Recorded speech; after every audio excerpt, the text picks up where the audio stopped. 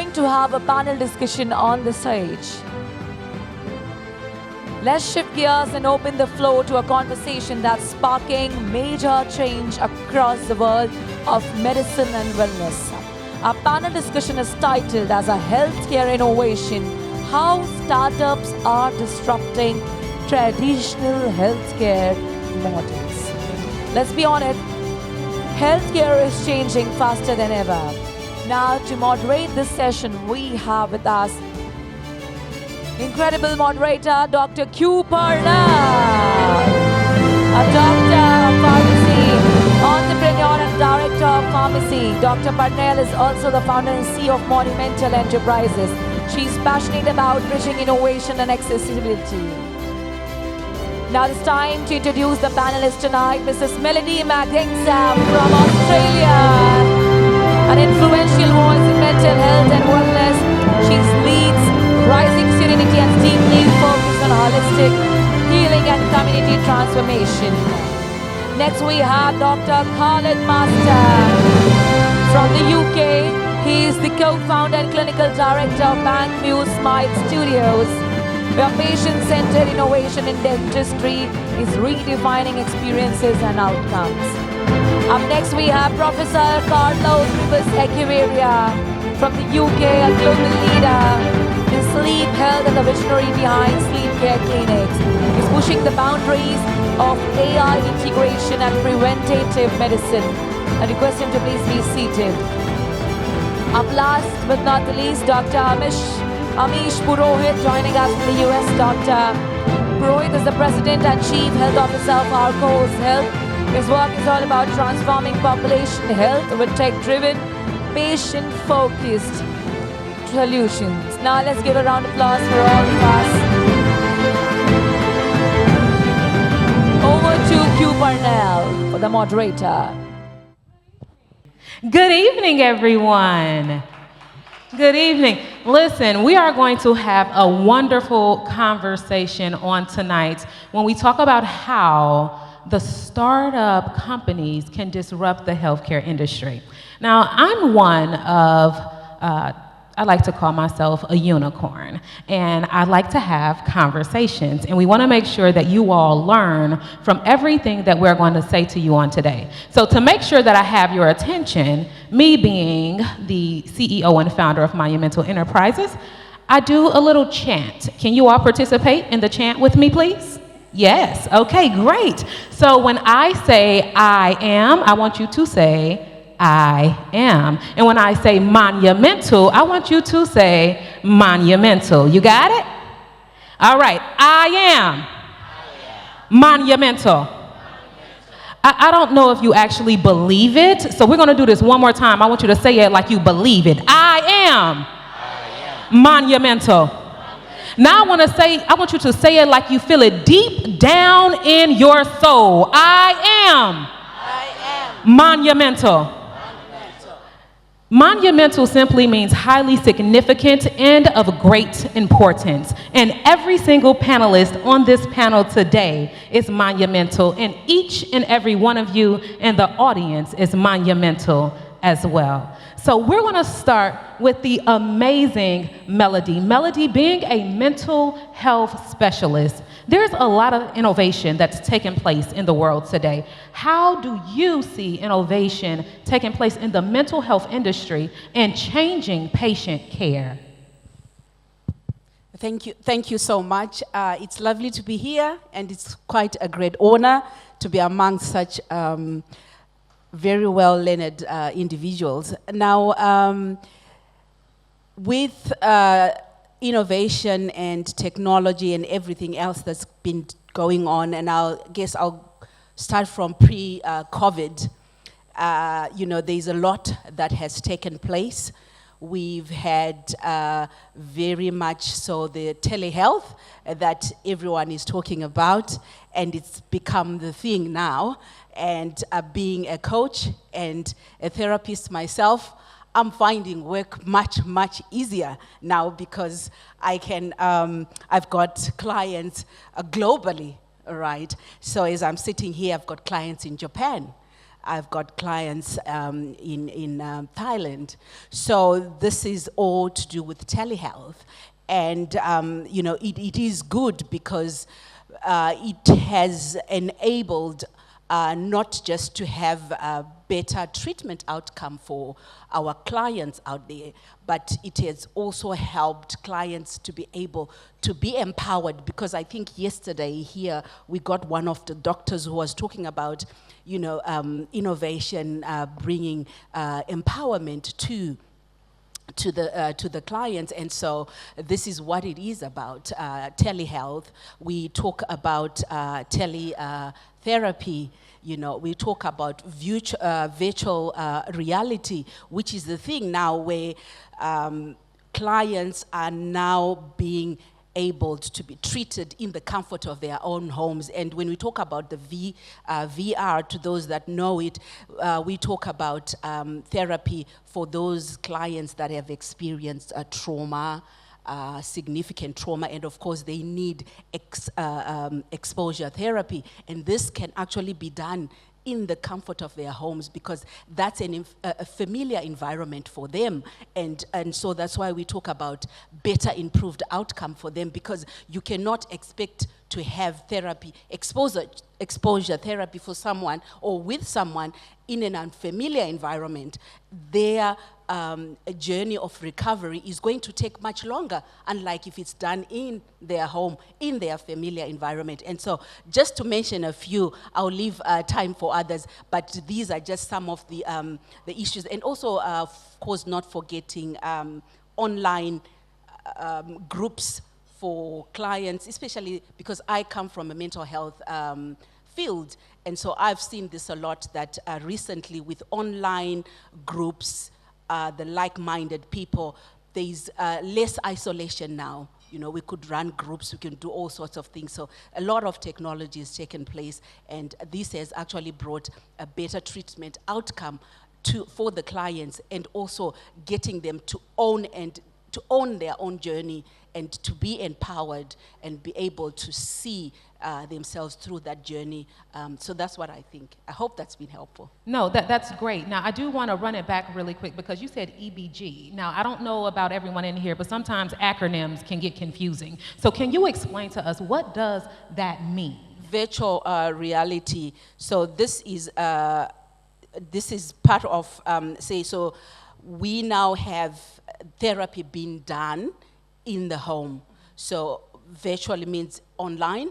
So we could be either via Zoom, and so that's where you've got the therapist and the patient going through what we could say graded exposure therapy.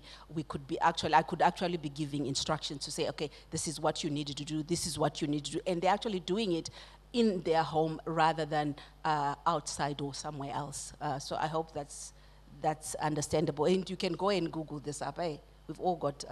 Yeah, no, absolutely. I think that's wonderful. That's great. Now, I do want to see if any other panelists have anything to say about telehealth and how that has impacted your industries prospectively. Well, to be honest, we started doing this telemedicine and using artificial intelligence about 30 years ago, maybe even more, in Venezuela. So that's something that we already have been using, and it's very, very effective. And we all did during COVID time, and even nowadays. So it's indispensable, and it's the future, and it's here and now. Yes, absolutely, completely agree. Now, I know that working in the dental industry and being a dental specialist, there's a lot of new emerging technologies. Are there any particular technologies you, Dr. Khalid, have that you use within your practice on today? Thank you. A great question, Dr. Q. I think I echo what my fellow panelist, Professor Carlos, would say, which is that ultimately we aren't actually talking about these technologies as the future. We should be talking about them as the present. And in Professor Carlos's case, he's even given you an example where this technology started, albeit in its infancy, 3 decades ago. So within dentistry, I can say that the biggest one, I think the taboo subject or acronym AI, seems to be putting the fear of God into everyone and maybe making people feel that their jobs are going to be taken over. Within dentistry, I can tell you that it's being used and harnessed in a very effective way. One of the best ones, every clinician in this room knows that medico-legally and also for your own record keeping, an examination and the notes that you make are sometimes some of the most time-consuming parts of your job. And AI is currently being used within dentistry where essentially the conversation is recorded between the patient and the clinician, and those notes are already being transcribed. They can be summarized. Of course, you can make them bespoke, but it's saved a lot of time. And some of that time can then be spent using in terms of treatment rather than the preparation of treatment. So from a clinical point of view, that's been a huge breakthrough. Other technologies that we use are laser scanners. Anyone who's had any indirect dentistry or even orthodontics, you will know that when we take analog impressions of people's teeth and jaws, this is something that usually puts the fear of God into our patients, probably along with needles and a lot of the other things that dentists do. But with the laser technology that we have, we can now take 3D scans of people's teeth. It's less intrusive. It's something that we can stop and start if there's maybe a gag reflex or someone has a sensitive retch receptors. This has revolutionized the way in which we take 3D impressions and communicate with the laboratory. These things are known as STL files. If you layer on top of that, we also do implants. So people who have missing teeth, we can replace them using the same technology and essentially the same methodology as Mother Nature. There is a component that is under the gum within the bone, which is the titanium implant, which mimics the root. There is an abutment, which would be the dentine, and then the crown or the cap, as sometimes it's referred as the enamel. Now, when it comes to liaising with the laboratory who usually makes these things for us, we can also take 3D X-rays, CB, cone beam CT. And these things usually were done in the hospitals. Also, radiation rates for hospital CTs were very, very high. Technology has now moved where most advanced general practitioners and advanced clinics have them in-house, and it's a fraction of the radiation. Some of the newer ones are almost 1/30th of what it is in the hospitals. So when you, and the file that comes there is called a DICOM file. And so what's really clever and very exciting is that you can now combine the STL file with the DICOM file, send that off to the laboratory. The laboratory can then use AI in order for you to then generate not just single crowns, but sometimes a person who has plastic dentures, we can make full arch, a set of teeth using AI, using the DICOM and the STL files in order to rehabilitate patients. Some of these people have had masticatory problems, that this leads to nutritional issues, and of course there is the big issue of self-esteem as well. So all of these things can be combined in order for us to deliver world-class leading outcomes for our patients. Wow, all of that with less radiation, better smiles, and changing lives. I see why you was voted and rated as the best dentist clinic and the best dentist in the UK. Can we give him a round of applause for that? Thank you very much. That's amazing. That is absolutely amazing. So I'm a clinical pharmacist by trade. Being a clinical pharmacist, I see a lot of patients that may have what's called that TMJ disorder, or temporal motor joint. So is there any new technologies that you're aware of? Because clearly sometimes we be behind in the emerging technologies, apparently 15 plus years behind in telehealth. Is there any technologies or innovation that you are aware of that's used to help treat those disorders? Absolutely. So as you've rightfully said, up until maybe I would say 5-10 years ago, nearly all TMJ diagnosis was done using the OPG, the orthopantomogram, which is essentially a 2D representation of a 3D problem. Not just that, when you layer on top of that, the fact that TMJ issues are a dynamic problem, not a static problem, because how teeth meet is known as occlusion, which is the static issue. Mastication is a dynamic movement, and this is what leads to TMJ. As all of you know from your dental anatomy, your TMJ is also a unique joint in the body because it isn't just involving rotational movement of the ball and the socket, but halfway through the cycle, it has a translational movement as well. The other thing that makes it unique is, of course, the cartilage that sits on top is held on in place by 4 ligaments. So when wear and tear issues happen, sometimes this is when the disc displaces from the head of the condyle, sometimes medially, sometimes laterally, anteriorly, or posteriorly. And depending on which movement that makes, you can then lead to a lock.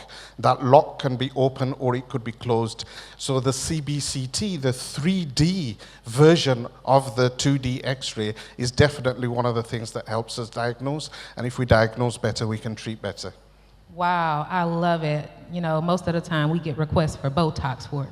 So that's good if you can get down to the root cause of the problem.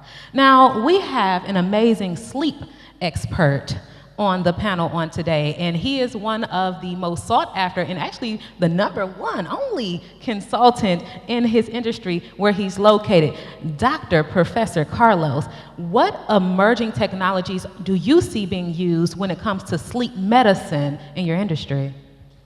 Well, this is amazing because only it was in 1980, yesterday, when the CPAP was invented, and a condition like sleep apnea, which affects 1/3 of you all, 1/3 of the whole population around the world, started treating this condition. Nobody understood the Pickwick syndrome before. Also, polysomnography. We have been doing polysomnography for almost 1 century, and nobody understood what it was until now, that we can use it to diagnose and treat insomnia, sleep apnea, and many other sleep disorders, which affects 2/3 of the whole population. So it's a huge market, and the most important thing is neglected. Nobody knows about this. Do you know if you have suffered sleep apnea? Have your doctor told you that you can have it? It's very unlikely. Yeah. And that's the problem. That's why we educate, we spread the knowledge around the world, and we can help you all to diagnose and treat it properly and timely. Wow, that's amazing, and I completely agree with you. Now, I have a question for you. I know we were chatting a bit earlier today, and I told you I was going to ask you this, but I have a question for the audience first. Have anyone ever heard of this drug called Ozempic? Have anybody heard of the drug called Mounjaro? Have anybody heard of Wegovy, which is the weight loss version of Ozempic? Okay, and what about Zepbound, which is the weight loss version of Mounjaro? Now, I don't know if you all are aware, but these drugs now also have extended indications. Extended indications mean that more research was done and they found out that it can be used to help other disease states as well. Now, one of those disease states is obstructive sleep apnea. So I wanted to ask you, how do you see the GLP-1s, that's that drug class, being used in your industry today? Well, as I told you before, CPAP can dramatically change the life of a patient with a sleep apnea. The first night, the following day, they will feel refreshed, not sleepy, have dreamt that maybe they have decades without dreaming. Breathing, because they stop breathing during half of nights, 4 hours, During the night, they don't breathe.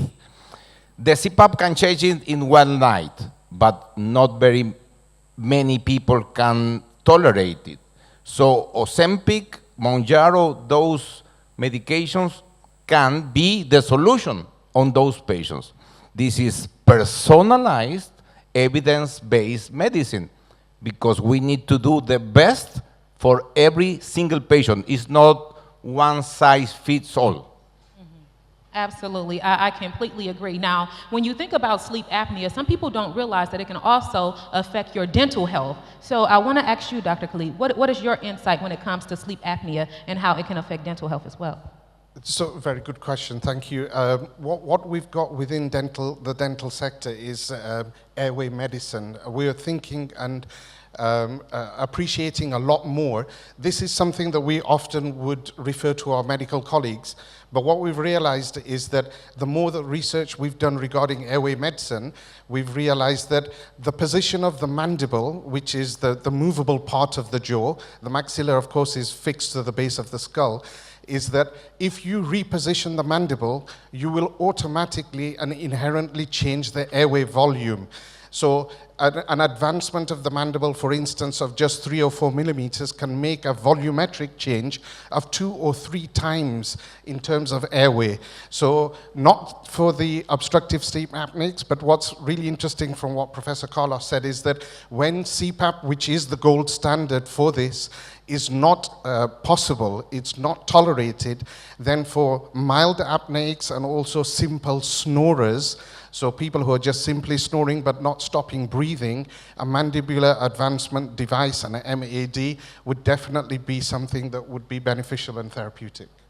Wow, that is absolutely amazing. So there's a device that patients can use that can just open their jaw a couple centimeters or millimeters and help open up their airways to help them sleep better. That is amazing. Look at technology today. Now, I do have yes, ma'am. No, I just wanted to add on to that in terms of how that also overlaps and also affects our mental wellness, because, and that's why I guess we've got this discussion to see how much this all intertwines, that with a good sleep, that also implies that we have a good mental health function. Absolutely, I completely agree. Anybody wake up in the morning and if they didn't get a good night rest, they feel like crap. Yeah, and then if it messes with your whole mental health for the whole day, nobody bet not say nothing to you, cut you off, try to talk to you in the grocery store. You just do not have time for that today, all because you did not get enough good sleep. Nobody realized how sleep and dentistry and mental health, and now I'm going to hit with the managed care side of things, all intertwined together. Dr. Amish, you are in the managed care industry. How do you stay up to date on the new emerging technologies that's taking place in the world, and how do you see it changing healthcare industry as a whole? Well, for the first part of your question, keeping up to date, I think for everyone out there, if you're not on LinkedIn, get on LinkedIn. It's a great way to network with people. And trying to keep up to date with technology, to be honest, I don't have to keep up to date because people are knocking on my door every single day asking me, well, we've got this solution, and I've got this IT solution, and I'm using AI for this. And so, you know, putting all jokes aside, it is true, people will hit you up on LinkedIn when they find out that you have a business in value-based care in the US. They're always asking, do you need this, do you need this, do you need this? And so I never say no to anyone. I'm always willing to listen. So I'll give you an example. A few years ago, there was a company called MD Portals. It was a small startup out of New York City, and they were able to get charts for patients for the last 10 to 20 years. And in medicine, you know, anywhere you are, it's important for your clinical provider to know your history and understand what has happened to you over the years. And one of the areas that we're still struggling with in the United States is a national informational exchange for medical records. We have them via state, but we don't have it across the country. And so this little company came to me and said, hey, listen, we know you have a need for medical records, and I gave them a try. And the way we evaluate technology these days is we did a pilot with them. It was extremely successful. 5 years later, they sold to a bigger company, and now they're charging us 3 times as what they charged us in the beginning. So when it comes to technology in healthcare, I'll break it into 3 ways. One, you've got business functions, whether it's payment, operations, technology will infiltrate. People are investing, and private equity is doing a lot around technology and AI in healthcare. And so that's one aspect. The other aspect is how do we support our clinical providers? And I think we heard a little bit earlier about talking about record keeping and dictating and creating the note for you, taking the burden off of our physicians, PAs, nurse practitioners to bring that down, and how can they spend more time with their patient? For most of you that goes to see your doctor, if you're in the United States, they spend 15 minutes with you and get you going. And so what we are trying to do in healthcare is now, how can your doctor spend more time with you, because they're not rushing through the day knowing that they've got notes to finish, they've got to go home to their family. Where is that coming in? So there's a lot of investments in technology there. And that actually, when you talk about a support system, to err as humans. So if you think that none of the doctors on the panel here or clinical providers don't make mistakes, everybody makes mistakes. But I think AI and agenetic AI will help providers better with treatment plans, treatment options. Not that they're going to replace the doctors, but they will have better support so things don't get forgotten when you go to see your doctor. And then the final bucket is how are the patients being supported, right? So we see a lot in technology about wearables. Everybody's got an Apple iWatch or a Samsung or something else that's coming up. But what I will say before I forget is there's a lot of technology around people that want to improve their health, that are health conscious. It's out there, right? So people are following their steps. Being in Hong Kong, walking everywhere. Yesterday with my wife, we probably got 20,000 steps in, right?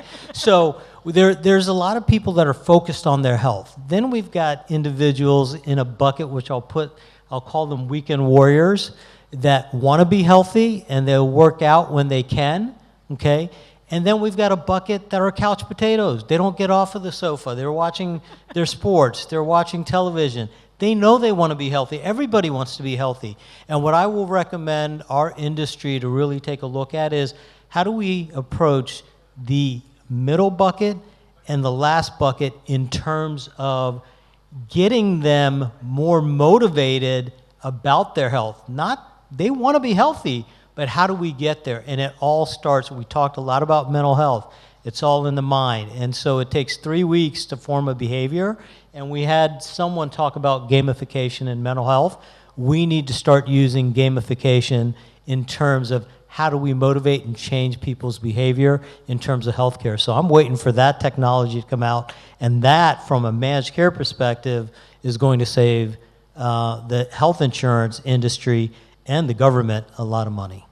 Wow, yes, absolutely. Yes, round of applause. Round of applause. Completely, absolutely, 100% agree with you. And when you think about the new emerging technologies that's taking place, I know you, Dr. Carlos, have an amazing video that you'd like to play for us that will allow us to see how these technologies are changing the sleep industry. If we can have that video played, that would be great. Panelists, we're going to step to the side. Good evening. This is a human femur, broken once and healed.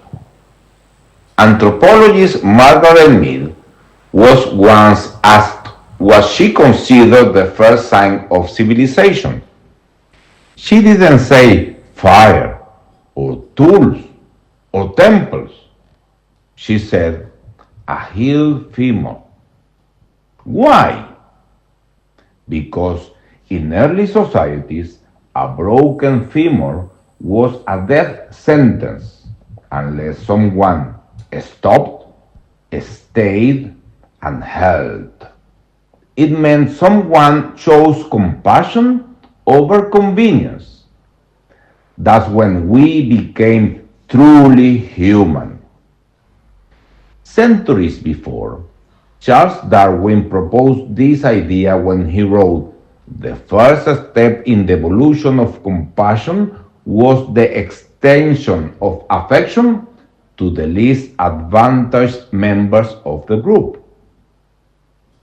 That first step led us to every meaningful advances. And today, we take the same step again through innovation rooted in empathy. At the sleep care clinics, we looked at a world where billions suffer silently, sleepless, exhausted, misunderstood, and we chose to stop, stay, help. Because sleep is not a luxury, it is an indispensable biological necessity as essential as breath or blood. And yet, it is one of the most neglected aspects of modern health. Chronic insomnia, sleep apnea, restless nights, daytime accidents, mental health declines, productivity drops, relationships fray. A world deprived of rest cannot thrive. We built sleep care clinics not just to treat disorders, but to revolutionize sleep medicine. Across Canada, Latin America, India, Europe, and the UK, we have created access with evidence-based, personalized, compassionate care. We meet people where they are, at home, online, or in clinic. We listen, we treat, we restore.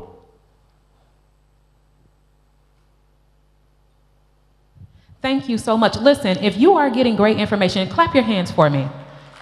Panelists, let's enter the stage really quickly. Now, this video is 5 minutes long, but it is great information. If you're getting a lot of insight from this video, reach out directly. We're going to have time to mix and mingle, and I want you to reach out to Dr. Carlos so that he can personally send this to you because it's great information. Being a medical professional, which we all are, or being a healthcare professional, innovation is something that we're going to face daily. We're going to see it every day. There's a new technology coming out.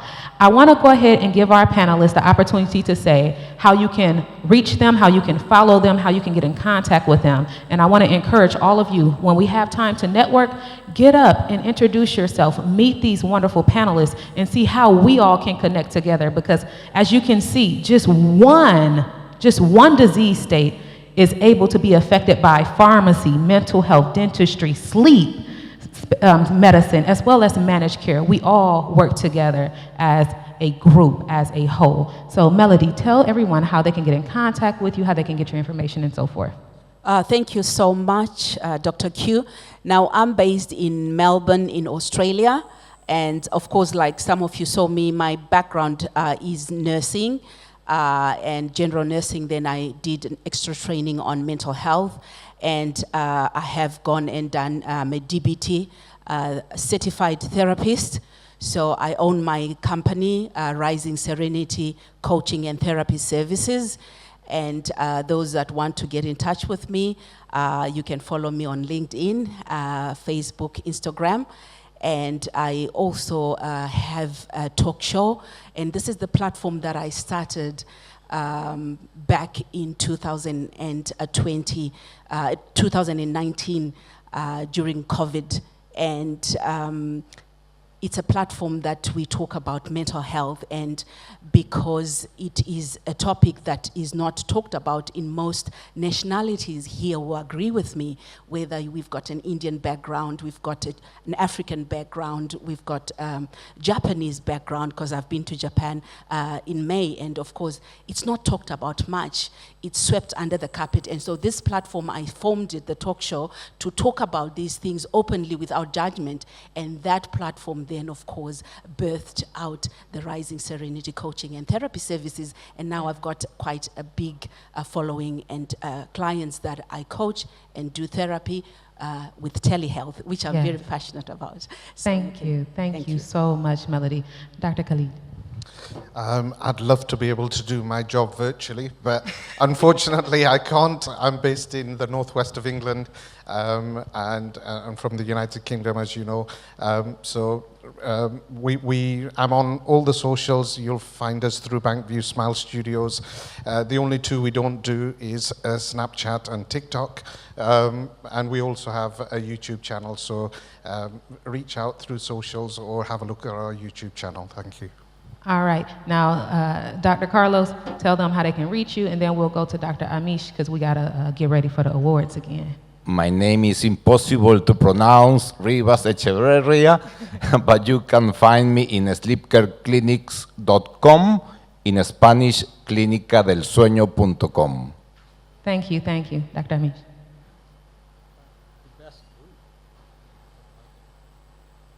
Hello? Okay. So the best way to reach me is LinkedIn. If you hit me up on LinkedIn, I will get back to you. And if you're around here, I'll give you a business card. I am old school that way, so. Awesome. Thank you all so much. I am Dr. Q Parnell, at Dr. Q the Coach on all social media platforms, including Snapchat and TikTok, and drqthecoach.com. Thank you so much. We'll be back to the awards.